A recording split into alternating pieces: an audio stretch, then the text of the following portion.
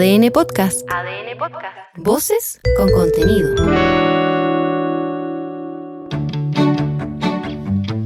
Somos iguales, somos diferentes. Somos 19 millones de temas por conversar. Somos País ADN, con Aldo Schiapacase y Piedad Vergara. ¿Es verdad que juegas cartas Pokémon en el segundo piso en un tugurio en Providencia, no? Sí. ¿En verdad? Sí. Con este otoño ya va a festinar. Mi hijo juega cartas Pokémon. ¿Podemos jugar? Quizás se pueden juntar. Vamos a una jugar? junta. ¿Sí? Mi hijo también. Me encantaría conocer a sus hijos. Nosotros somos sus entrenadores, sus animadores. Claro. Pero peor es que como un gran maestro en un café en Providencia. Sí. El Arcanista se llama. como un gran maestro de ajedrez y esas cosas, de alguna manera condiciona anímicamente al rival porque le dice, con esas cartas que no se puede jugar, están fuera de uso. ¿O no? Sí, bueno. Tengo espías en todos lados. Y el que te descubrió no fue Cupano, fui yo, ¿ya? Ah, es que leyó mi entrevista. Di una entrevista a Vergara 240 y hablé de cosas que no debería haber hablado, pero está bien. Ah, como te aficionan las cartas Pokémon, ahí salió. Claro. Ahí salió. Es un gran juego en todo caso. Muy mala manera de referirte a tu antigua universidad. María Jara Quemada, ¿pretendes que tu comisión se llame Jara Quemada 2 o no? Tu comisión. No es mi comisión, somos Jara 12, Quemada. somos 12 personas. ¿Ya? Y se llama Comisión de Empleo Público. Decidieron que no había nadie que la presidiera, emulando lo que hizo Marcel con la Comisión de Gasto Público, por lo tanto no tiene apellidos. ¿Y qué pasó con el O sea, Comisión Quirós le tenemos que poner. Había anunciado Quirós. No sabemos, no respondemos. Nosotros solo tenemos la información que nos dieron. Y ¿Qué información les dieron? Cuéntanos. El que coordina es la DIPRES, particularmente José Ignacio Yodra, subdirector de racionalización, y tenemos 120 días de trabajo. Eso antes de Navidad. Espero. 3 meses. Y 4 meses. Igual es una fecha. 4 meses. Es una fecha extraña para esta comisión porque sabemos, o les cuento, que el último día hábil de noviembre van a despedir a muchísima gente del Estado.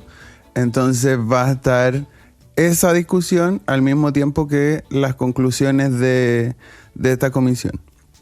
Rara fecha, creo yo, pero está bien. Oye, José Antonio, te propongo que analicemos un concepto que lo puso el cardenal Chomalí sobre la mesa, pero yo creo que es válido para lo que está pasando en estos momentos. Habla del analfabetismo emocional de los chilenos. Mira cómo te cambió la pauta, no es mi culpa, te lo juro. Analfabetismo. A ver, ¿me puedes explicar a qué se refería? Yo pensé que era un concepto de él, pero no, el analfabetismo emocional existe. Dice que es la incapacidad para identificar, comprender, nombrar y manejar las propias emociones. ¿Y quién así tiene como eso? la dificultad en la sociedad chilena. Ah. Tú.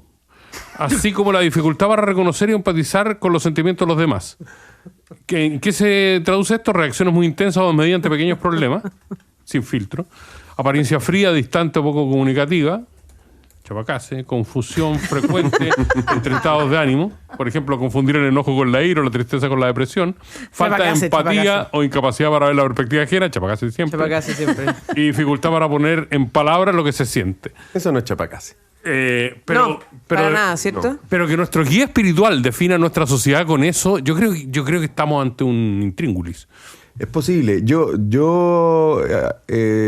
Mi hermana pequeña, la que viene después que yo, estudia y se ha especializado en el tema del manejo emocional de los niños. Y ahí algo me ha contado respecto a que esto efectivamente es un problema muy grande en el sistema educativo y probablemente nosotros, los adultos de mi generación, y para qué hablar la tuya, Aldo, heredaron ciertos déficits para el manejo de las emociones, para identificar qué es lo que te está pasando. Entonces muchas veces uno, y sobre todo a los hombres yo creo que les pasa mucho, todas las emociones se procesan a través de la rabia. No te lo acepto, porque sabes que mi generación mira a esta generación actual como merenguitos, como que le ponen color ante cualquier cosa, que hacen un atado de tonteras y esas cuestiones.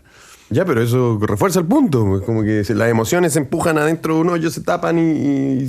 No se tapan, se manejan criteriosamente, se van administrando y todas esas cosas. O sea, si hubiera llegado los líos que llegan mi hijo a mí con mi papá, o sea, me habría ido de coscacho, pero tremendo. Y eso, claro, está súper bien, según tú.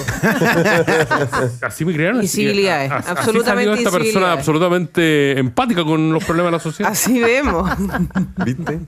Muy bien, ahora sí, después de este lapso sobre el analfabetismo emocional de Aldo Chapacase. Sí, yo creo que esta conversación la deberías tener con tu psiquiatra y no... ¿Tú crees que tiene psiquiatra? ¿Qué es eso? A ver, dime. ¿Tú crees que va a dar Esa es la generación que considera que los psiquiatras están para la gente que está muy mal. Una vez más, Si es María, mi primera postulación universitaria a ciegas, el año 77. Además de haber querido ser psicólogo. No, pero además no quería estar en la orquesta en Valdivia. Por eso te digo, no, era pedagogía en danza, no Pedagogía en nos danza. juntamos. Lo que me habría servido mucho fue psicología, o sea, yo habría sido un gran psicólogo, habría chachitado todos los problemas de esta generación. Me apunta a mí, y me apunta a mí. Y de profesor de danza también, probablemente. El profesor de danza ni te digo. Mejor aún ese. Ay, Dios mío.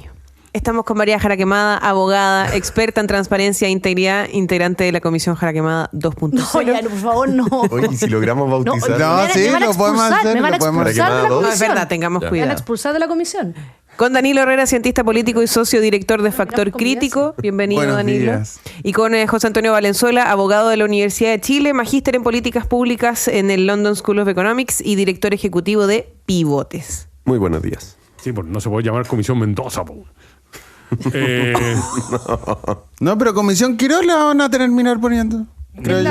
Yo creo que Mendoza, de todos los que estamos ahí, es el que más ha estado en comisiones. Así que Sí. No, Ignacio Irarrázaval. Ignacio no está en esta. Está en la otra, en la de natalidad. Ah, qué pena. Ignacio es el gran comisionado. ¿Ignacio está en Natalia? Sí. Nuestro ex panelista también. Ignacio que tiene muchos hijos. También, hablando de Natalia.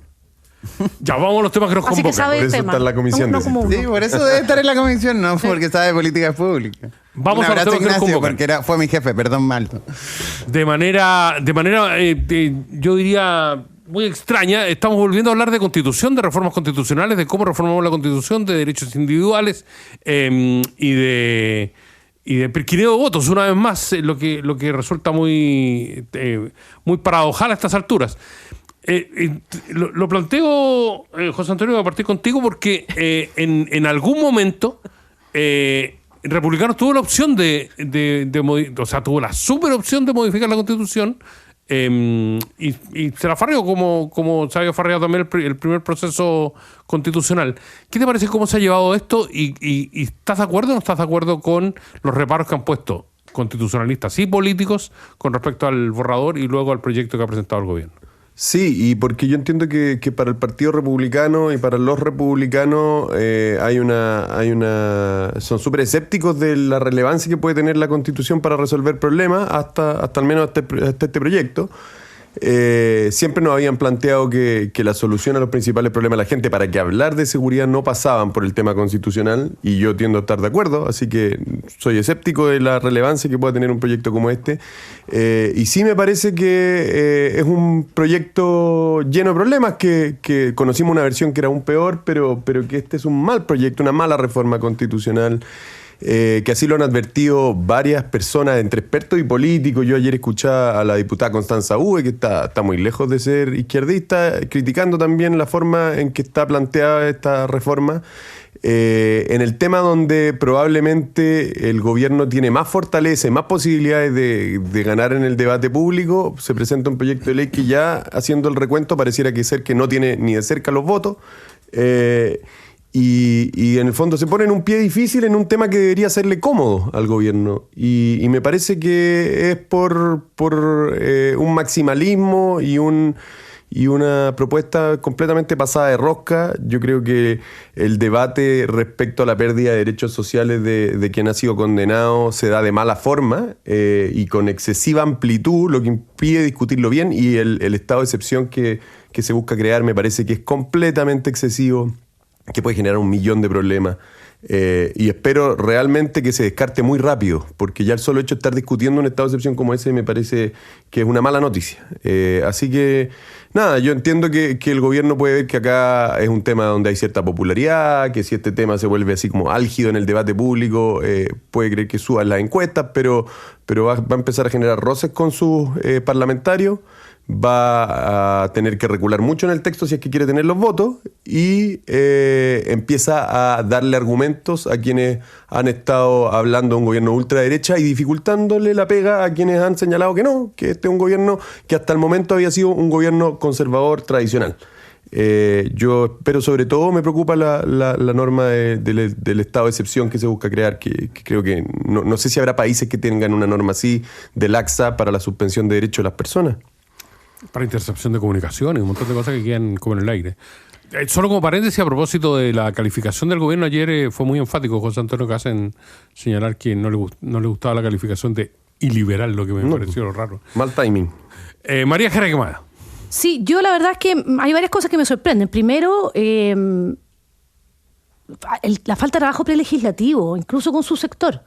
Esto como de filtrar un borrador para sondear, al final igual es bastante complejo y yo creo que no se están recogiendo en los textos las opiniones de los parlamentarios. ¿Verdad que el Congreso está para discutirlo, pero lo pone en una situación muy difícil? De hecho, hay una alta probabilidad que esto, o sea, por lo menos ahora, en este mismo minuto, hay una alta probabilidad que esto se rechace la idea de legislar. Hay muchos parlamentarios, María Walker entre ellos, que son votos clave. Y algunos oficialistas también. Y algunos oficialistas que han dicho que no saben si podrían aprobar la idea de legislar. Entonces yo creo que ahí primero se nota un déficit grande. Segundo, yo creo que hay cosas en el texto que finalmente entró que son peores que las del borrador. O sea, en el borrador el estado de excepción nuevo era de 30 días renovable, ahora son 120, lo cual es una locura. Son 8 meses y en el borrador no venía la intercepción de telecomunicaciones. Entonces aquí yo creo que incluso es como que se corrió un poco el cerco para que si quedamos en 30 días y sin telecomunicaciones estemos todos felices. Y yo creo que en verdad es un proyecto es una propuesta muy compleja. El tema de la lista de organizaciones criminales que las califica el presidente con acuerdo del Senado, eso también está totalmente fuera de nuestra tradición jurídica, no tiene nada que ver con lo que nosotros hacemos y a mí todavía no me queda claro cuáles son las consecuencias de ser parte de esa organización criminal, que además igual la pertenencia tiene que probarla al Ministerio Público después, no sé, no se entiende mucho eso. Y la verdad es que yo creo que efectivamente, como han dicho varios, y a mí me parece que caer en lo que dice el presidente del Partido Republicano, que los que critican esto están con los derechos de los criminales, los derechos humanos de los criminales y no de las personas que son víctimas de los delitos, la verdad es que yo creo que no le va a ganar muchos votos tampoco ni muchas amistades, pero creo que efectivamente cuando estamos viendo que hay un alza de los gobiernos iliberales, de las democracias iliberales y de los autoritarismos, es muy peligroso esto. Y por mucho que este gobierno no pretenda o quizás no lo use de mala manera, el riesgo de que otro gobierno en el futuro lo use de mala manera es muy alto. Y la verdad es que yo creo que acá se subió la apuesta en demasía y no sé si es necesario lo que se está planteando para combatir el crimen organizado realmente. Entonces, por ejemplo, todo el tema además de los regímenes de alta seguridad, con el plan Cancerbero ya demostraron que se puede hacer perfectamente sin una reforma constitucional. Entonces, la verdad es que yo creo que al menos hasta ahora esto le está trayendo, yo creo, más problemas al gobierno que apoyos, pero uno nunca sabe lo que puede pasar en las negociaciones. Ahí Danilo quizás tiene más información de lo que puede pasar en las negociaciones. Pero detallar lo del plan Cancerbero además es un traslado de reos. Claro, pero no tiene mayor un aislamiento pero de un tema de aislamiento. Sí, por supuesto, pero se le dio a la ciudadanía la impresión de que esto era algo inédito. No, y también se le dio la impresión de que esto, no, pero la ciudadanía queda con esa impresión. Claro. Se le da la impresión también de que esto es solo obra y gracia de este gobierno y una cárcel de ese estilo no se construye en un día, y esto es algo que viene incluso desde el gobierno Bachelet y ha trascendido varios gobiernos y es una política de Estado. Entonces yo creo que ahí también se jugó un poquito con las comunicaciones, que es evidente, todos tiran la pelota para su cancha, pero un poco maliciosamente insinuando que esto era todo gracias al gobierno. Daniel Ahora Herrera, sí, perdona por haberte dejado para el final. Te disculpo, Aldo. A ver, yo le tengo terror a Caz con estas funciones que él mismo se quiere poner. Porque hay muchos argumentos que dicen, oye, imagínense si el opositor, había un senador ayer, dijo en La Moneda, imagínense un opositor con estas funciones. Bueno, él se puede imaginar lo que quiera, yo me imagino a José Antonio Caz con estas funciones y me da terror. Es que usted, señor, le pinchen el teléfono sin preguntarle absolutamente a nadie, solo por el hecho de que el presidente cree que en su barrio o en su comuna vive un narcotraficante que supuestamente hay que perseguir sin preguntarle absolutamente a nadie. Eso es lo que nos está ofreciendo el gobierno de ultraderecha en esta ocasión. Nos está ofreciendo que nos van a pinchar los celulares a cualquiera si es que el presidente así lo quiere. Ese es el poder por 8 meses. Por 8 meses. Sin preguntarle absolutamente a nadie, sin preguntarle al Congreso, sin preguntarle a un juez, a nadie. Gracias al presidente de la República, toma el teléfono y te pincha el celular. Eso no está en ninguna parte del mundo. Y esto demuestra el espíritu de ultraderecha y liberal que tiene este gobierno, y lo habían escondido bastante bien, o sea... Voy a hablar con nombre y apellido. Cordero, Tironi, Joinat han dicho que, bueno, antes de esta reforma constitucional, por supuesto, este gobierno no era de ultraderecha. Yo tengo diferencias, pero después de esta propuesta de reforma, porque entró al Congreso, este es el espíritu del gobierno, esto es lo que el gobierno propone para Chile, esta es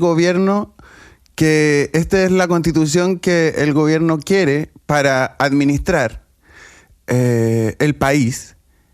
Hay un problema porque nos están quitando, el presidente nos está diciendo que nos quiere con menos derechos fundamentales. Eso nos está diciendo el gobierno. Y eso es muy preocupante, Yo estoy aterrado. Lo que sí me da un poco de esperanza es que no están los votos. O sea, la derecha, la UDI habla en contra del borrador, eso sí. Los nacional libertarios. Bueno, Evópoli habla en contra. Pero es que es antilibertario. Este proyecto es muy antilibertario. Si tú eres un libertario de verdad...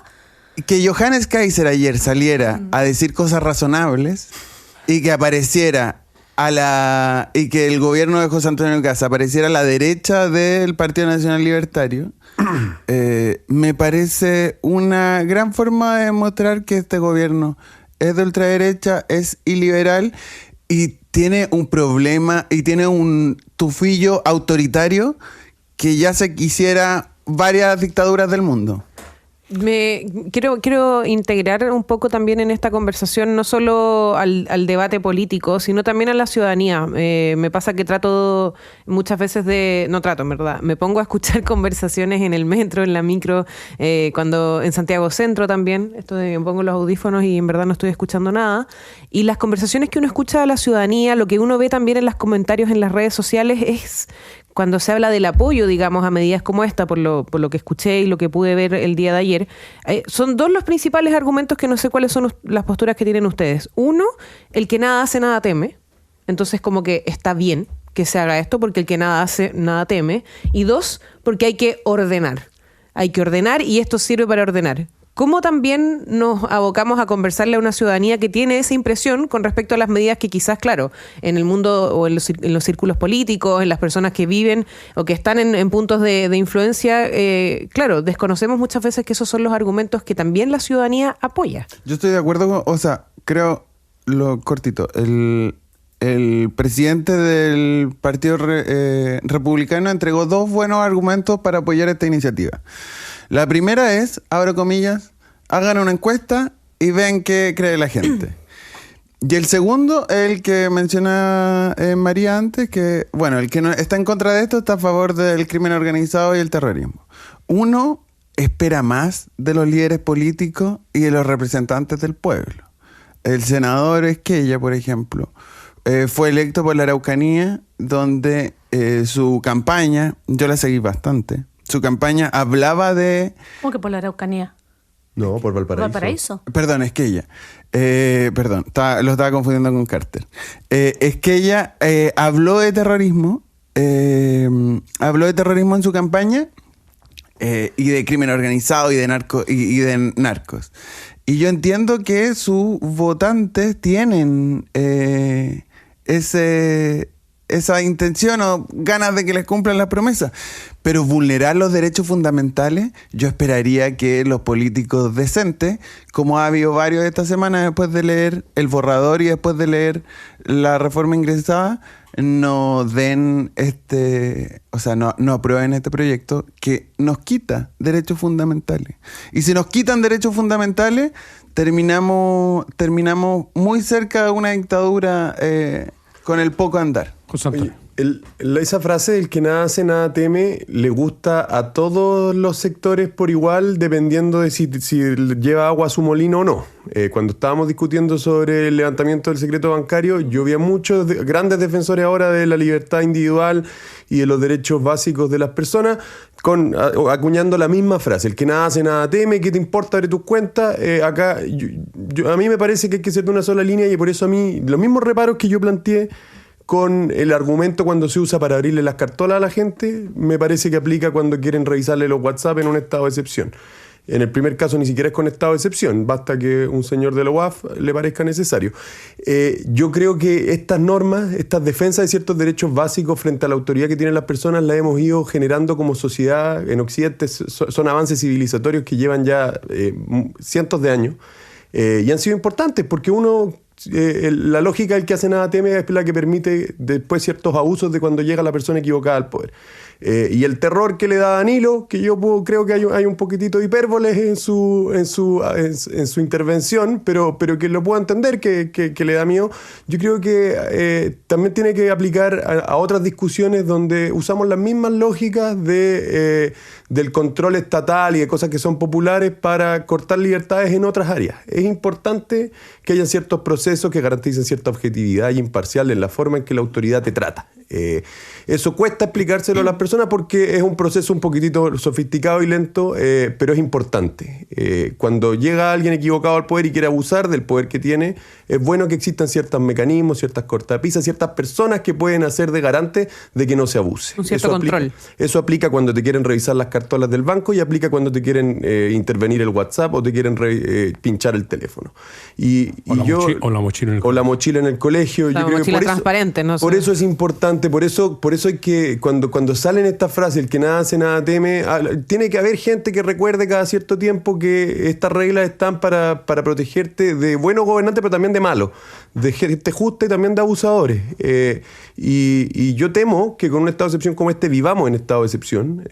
Uno ya ve cómo los alcaldes están en todas las comunas pidiendo militares en la calle. O sea, los efectos sistémicos que puede tener esto son súper peligrosos y no hay popularidad que nos impida tener una discusión razonable, ponderada, de cómo controlar efectivamente la delincuencia y el crimen organizado.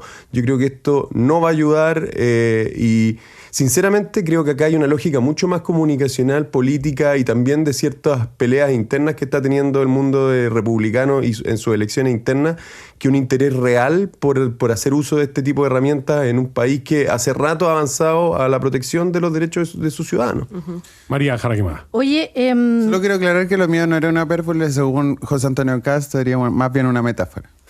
Yo empatizo con tu mío porque estoy muy empático con el alfabetismo. Primero, si vamos a resolver las cosas por encuesta, la mega reforma no se iría aprobado. ¿Ya? O sea, así de ridículo es. Nosotros no elegimos nuestros representantes para que vayan viendo las encuestas y según eso voten. ¿Ya? Segundo, coincido totalmente con el que nada hace, nada teme. O sea, pregúntenle a muchas personas que sufrieron la dictadura si estaban haciendo algo y cómo temían.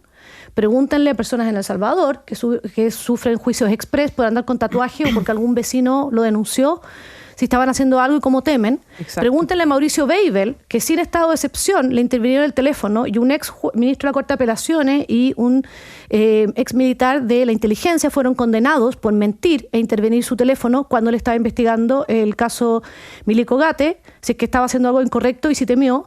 Entonces, ya con eso tenemos antecedentes de cómo se ha abusado del poder. Imagínense en un estado de excepción que puede ser de hasta 8 meses, donde no hay contrapeso alguno.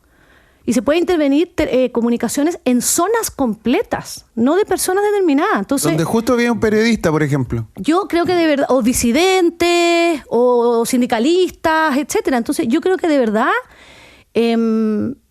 estoy de acuerdo con lo que decía Matías Walker, que esto es una locura. Y creo que estarlo planteando de verdad es totalmente excesivo.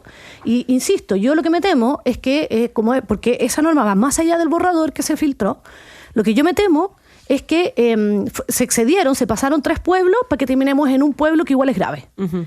Y después tenemos todo tranquilo. Entonces, yo de verdad espero que esto se rechace la idea de legislar porque creo que es muy grave, creo que no es necesario y creo que, como dice el Toño, podemos terminar constantemente en un estado de excepción. Como crónico.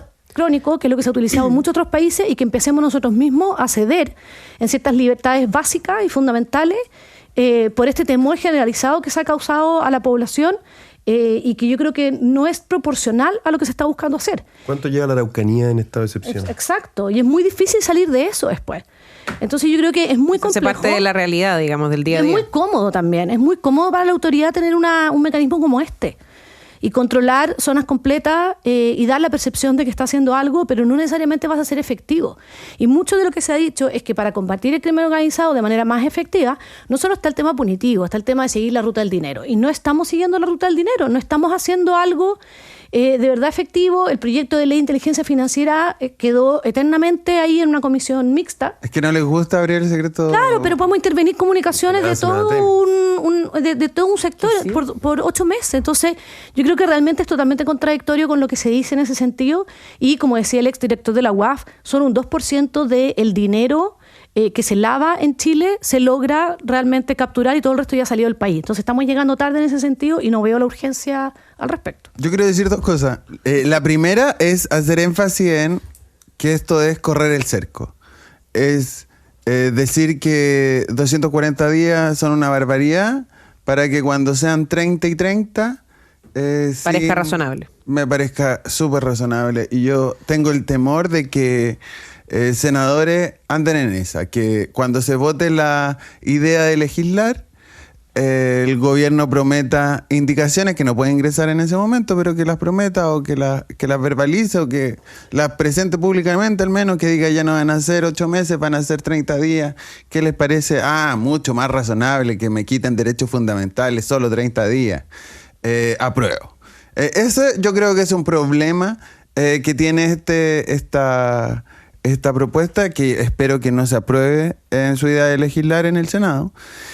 Y lo otro, creo que también viene de la mano de que esto se rechace. Esto está tan sobregirado, está tan pensado en una pseudo dictadura de control de comunicaciones, que está tan sobregirado que se va a rechazar. Vamos a tener un año de malos números en seguridad, de que este gobierno no va a poder cumplir sus promesas en seguridad, y como eso va a ocurrir, en un año más, cuando se pueda volver a legislar esto, el gobierno diga, deberíamos haber aprobado el terminar con libertades individuales y derechos fundamentales para combatir la seguridad, así que ahora, un año después, por favor, apruébenme este estado de excepción. Eso creo que son mis mayores temores, y sí tengo un temor real y no una hipérbole, que este gobierno se meta en quitarnos derechos, que dijeron que no nos iban a quitar derechos. Aquí hay derechos fundamentales que están en cuestión y es un problema, y yo estoy aterrado. Yo estoy muy preocupada también. Comparto que yo ¿Quieres ponerle una emoción tú? Estoy inquieto. ¿Viste que nosotros expresamos nuestras emociones, Aldo? Sí, me parece bien. Aterrado, inquieto y preocupado. Oye, qué bueno que vinieron hoy día, porque a propósito de un debate que se ha establecido una vez más en términos políticos, hay una duda que me corroe para seguir utilizando términos. Sí, te iba a decir, no fuera a repetir. Falta solo tu piedad. Sí. Estoy pensando ahora. Oye, María Jara Quemada, ¿por qué necesitamos una reforma procesal civil? Bueno, yo creo que hace tiempo que necesitamos una reforma procesal civil y un enchulamiento de los tribunales civiles, porque la verdad es que es un sistema bien arcaico y bien lento. Porque lo que hicimos antes fue una reforma procesal penal. Sí, y es algo que se ha tratado de hacer, y de hecho yo recuerdo que hubo una comisión asesora o algo por el estilo. ¿Tú también participaste en eso? No. En la Jara Quemada. Esta es mi segunda nomás. Yo soy joven. Sabía que iba a decir decir segunda nomás. Que yo creo que la hizo el presidente Piñera, no sé si en su primer gobierno, yo creo. Yo creo que en el segundo también trató Y es un tema que largamente se ha querido, porque efectivamente la justicia civil es muy lenta, es arcaica. O sea, la manera en que se llevan los procedimientos lejana, es súper arcaico, es difícil. Tramitada. Horrible. Y yo creo que efectivamente se requiere. Ahora, vamos a ver si efectivamente ahora se va a lograr. Pero con los niveles de desconfianza ciudadana en el sistema de justicia, hacer procedimientos un poquitito más accesibles, amigables, rápidos, todo eso contribuye.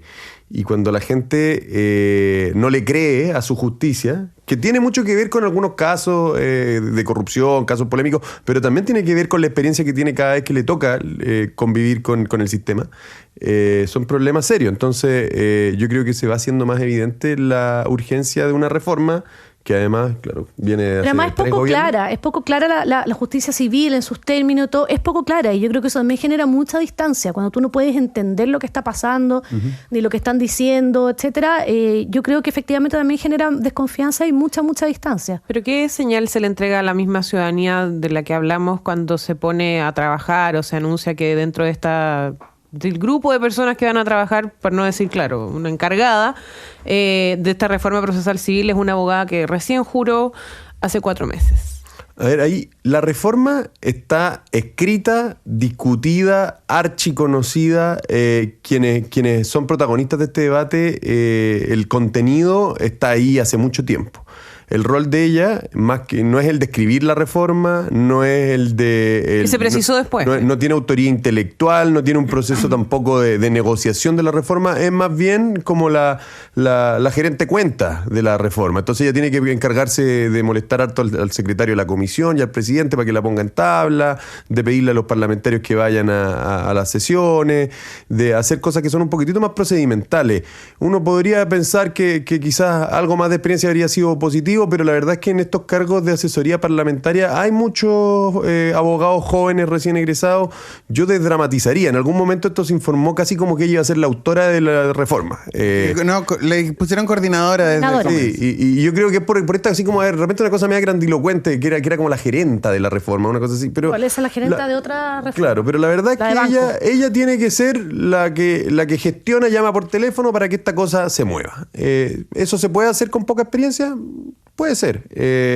Considerando creo que acá, también lo que decía este gobierno anteriormente con respecto a la falta de experiencia del gobierno pasado. Al presidente de la República le decían pasante. Y porque por la boca muere el pez, empiezan todas estas cosas, son mucho más noticiosas de lo que quizás habrían sido en otro momento. Pero yo desdramatizaría más allá de que sí, cuando hablaste mucho en el pasado, después te cobra la palabra. Pero yo creo que acá lo importante es que esta reforma avance. El cargo de ella no es un cargo demasiado protagónico ni de mucha relevancia. Ha ganado varias portadas, eso sí. Sí, porque como una buena forma de pegarle al gobierno. Y ojalá que más allá de... Se autopegan, ¿no? Sí, o sea, yo creo que es posible anticiparse a cómo se van a cubrir estas noticias. Yo creo que la forma en que lo llevó la segunda me parece injusta, y sobre todo con ella, porque la expone en exceso. También acá recordemos que hay una persona que está haciendo su trabajo, que la seleccionaron para un trabajo que en otras ocasiones ha hecho gente como ella. Ese es el cuestionamiento que se hace, si hubo una selección o no. Oye, no, mira. está bien, pero si vamos... Yo solo digo que esto desde un primer momento, y por eso creo que la segunda se equivoca, ahí se debiese informar cómo es. Ella no es la responsable de la reforma, ella tiene un cargo más bien de gestión operativa y que normalmente tienen profesionales de poca experiencia. Recién jurado, no sé, pero yo desdramatizaría eso y pondría más el foco en que avance la reforma. Y además yo creo que los que tienen que responder son los que contratan, no la persona contratada. Pero mira, yo creo, esto lo quiero asociar a la reforma del empleo público. ¿En qué sentido? El Ministerio de Justicia, a mí me ha tocado muchas veces trabajar con el Ministerio de Justicia, tiene excelentes profesionales que se mantienen durante varios gobiernos, lo cual es bastante excepcional. Ya la división jurídica del Ministerio de Justicia tiene personas con mucha experiencia. Entonces, la verdad es que yo creo que uno debiera esperar que este tipo de situaciones no sean entregadas a personas que se contrata a dedo por un gobierno, sino que personas que tienen una trayectoria, que saben de economía política y cuáles son como los obstáculos en el Congreso, que conocen a distintas personas en el sector de justicia, etcétera. Y yo creo que efectivamente lo que nos falta, y que yo creo que es un gran error de casi todos los gobiernos, pero lo que pasa es que acá el pez muere por la boca. Pues si tú trataste al expresidente de la República casi como un pasante que no tenía trayectoria ni experiencia y que lo que nos gobernaban eran todos unos pasantes, bueno, obviamente esto te va a golpear. Entonces yo creo que debiéramos ser mucho más, no sé, respetar las trayectorias. Hay muchas personas internas que saben mucho y a mí me preocupa que siempre haya como esta desconfianza de porque no llegaron conmigo no pueden hacer la pega. Y lo uno con lo que decía el presidente del Partido Republicano cuando ocurrió lo del ex subsecretario de Hacienda que salió por este test de droga, que al parecer era un falso positivo o no sabemos, pero decía esto es culpa de los que hicieron el protocolo en Senda, que además no los nombramos nosotros. Entonces siempre es culpa de alguien que no nombré yo. Y yo creo que esa falta de confianza es muy preocupante. Y probablemente había gente dentro del Ministerio de Justicia que podría haber tenido esa expertise, esa trayectoria, y creo que efectivamente tenemos que tener como un empleo público mucho más fuerte en ese sentido, de personas con trayectoria aprobada y que no llegan a dedo y que saben hacer la pega bien y que confiemos en ella porque saben hacer la pega bien y porque son empleados del Estado y no empleados de gobierno. Deberíamos de reducir mucho más esos cargos que son nombrados a dedo y que son de confianza y que a veces tienen la trayectoria y a veces no tienen la trayectoria y a veces tienen la competencia y a veces no tienen la competencia, y así también no ponemos a estas personas en situaciones tan incómodas. A ver, lo interesante de esto es que en una semana pasó 3 veces. No solo pasó en justicia con la coordinadora de la reforma procesal penal, que me parece un cargo bastante pomposo. Civil. Pasó en civil, perdón. Pasó en comunicaciones. Tenemos la jefa de comunicación digital, tiene 24 años y que acaba de ascender el mes pasado en la SECOM. Y el otro era en, no me acuerdo dónde era. Había otro caso en Hacienda. La encargada de negociar con los bancos también tiene 24 años, recién egresada. No, ella tenía un poquito más de trayectoria. Ya bueno, perdón. Un poquito. Un poquito. Definamos un poquito también en términos de edad porque es importante, María. Tenía como 2 años de experiencia laboral, pero no en el área. No en el área. Ok. Y está dedicada a hablar con los bancos desde parte del Ministerio de Hacienda. A ver, yo creo que cuando Cristian Valenzuela, perdón. Por favor, aclara. Cristian Valenzuela tituló hace 4 años una columna que decía hace 3 años, gobierno de practicantes. Esto es lo más parecido. O sea, uno no le puede dar a estos perfiles porque no me quiero meter en su nombre ni en su... Yo estoy hablando de perfiles. Estos perfiles no pueden tener la notoriedad que tienen en su respectivo trabajo. Yo quiero hacer no me gusta hablar demasiado de mí, pero yo a los 24 años también entré al gobierno. Yo me titulé poquito antes y entré al gobierno. ¿Y qué hacías? Recién titulado. ¿Sacás fotocopias? Era un asesor junior de ¿Y no te pusieron un cargo pomposo? Porque a veces se usa. Asesor. Cargo pomposo con funciones menores. Asesor y punto. Yo entré... Está bien. Yo entré a asesorar a Claudio Rego el 11 de marzo del 2014, a quien agradezco mucho de mi desarrollo profesional. Y habían asesores senior que tenían 10 años de experiencia y que se dedicaban a hacer las cosas que están haciendo estas personas ahora en este gobierno. Había asesores junior que nos dedicábamos a llamar por teléfono a gente, a preguntarle cómo estaba, también fui jefe de gabinete después, y a llevarle la cartera a la autoridad. A eso se dedican los asesores junior. Se parte así, digamos. Se parte así y yo estoy muy orgulloso de mi carrera profesional, pero eso hace uno a los 24 años. Oye, pero... y creo que es un problema porque tienes dentro de los gabinetes con personas de confianza y dentro de los servicios públicos personas con experiencia que pueden liderar estos temas, y yo no entiendo por qué no está ocurriendo. Falta de casting, falta de formas de tomar las decisiones, yo no sé, pero el gobierno de practicantes parece que es el de José Antonio Caz. No, si esto se ha dado mucho. Toño. Se dio en el gobierno pasado. ¿Para qué vamos a empezar a mirar los casos de vuelta? Y yo creo que es reflejo de algo un poquitito más profundo. Donde no se dio en el gobierno de Elwin, el más joven tenía como 48 años. Claro, pero sí se dio con Elwin, que fue ministro como a los 30. Entonces, en todas partes se cuece nada. Lo que sí es que... Canta empatar a Valenzuela. No, ¿A qué Valenzuela? A este Valenzuela. Bien. A este. Vimos, no sé si se han fijado, pero vimos en la época en que todos tienen títulos pomposos, porque uno revisa LinkedIn y son todos gerentes de algo. Y también No, aquí ya vemos gente muy humilde. Y de repente hay empresas que tienen a 4 o 5 funcionarios y son todos gerentes y no gerentean a nadie.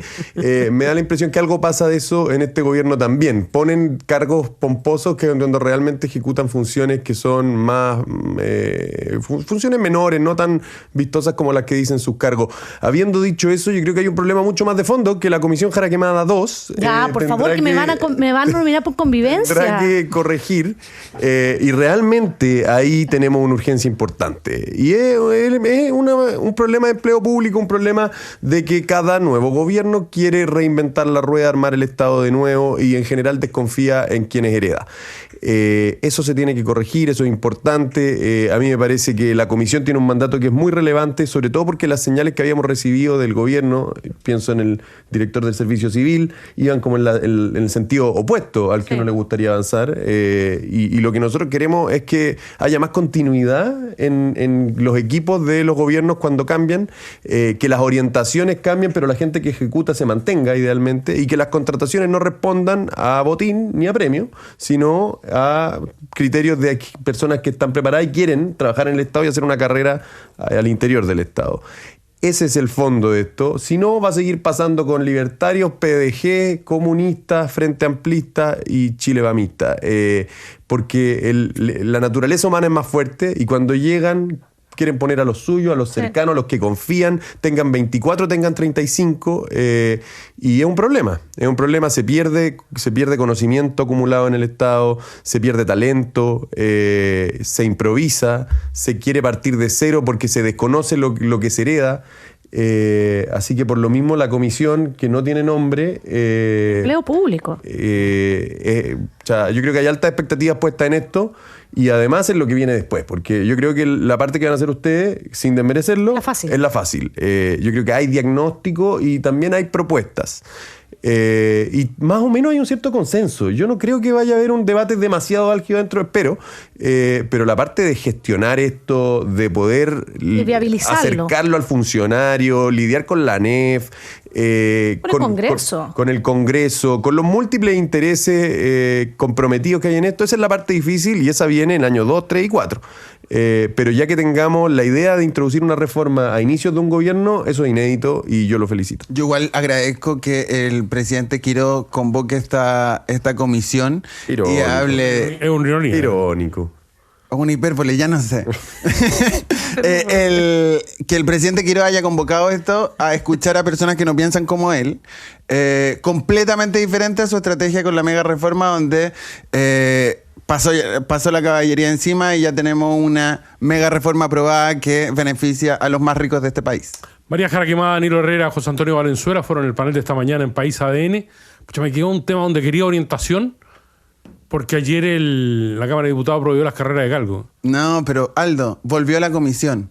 Faltan como 4 semanas para que eso se apruebe por la Cámara y después falta el Senado que la van a esconder. Es parte de las 10 publicaciones de medios que se aprobó la ley, pero que no se ha aprobado. Es un avance. Volvió a la comisión. Yo creo que vamos a tener que hacerle clase igual a los medios pero sobre tramitación legislativa. ¿Está bien o está mal?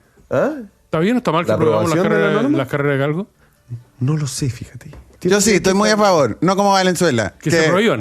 Que se prohíban las carreras. Estoy a favor mí que se prohíban. Sí, no, yo he visto las consecuencias de los galgos y es horrible. Tampoco, pero no tengo una posición fuerte. Los abandonan, los maltratan, quedan súper maltratados los perros después de eso. Me subí al metro ayer y había gente conversando sobre las carreras de galgo y quedé más confundido que antes. Solo hacer el punto de que no se aprobó en general en la Cámara, volvió a la comisión, una comisión liderada por la derecha va a tener que discutir indicaciones, se va a volver a votar en la Cámara, esto queda muchísimo tiempo. ¿Primer trámite? Yo estimo que al menos, si es que están todas las intenciones puestas, 1 año. O sea, tengo tiempo para estudiarlo. Sí. Ya. Y para ir a ver las carreras.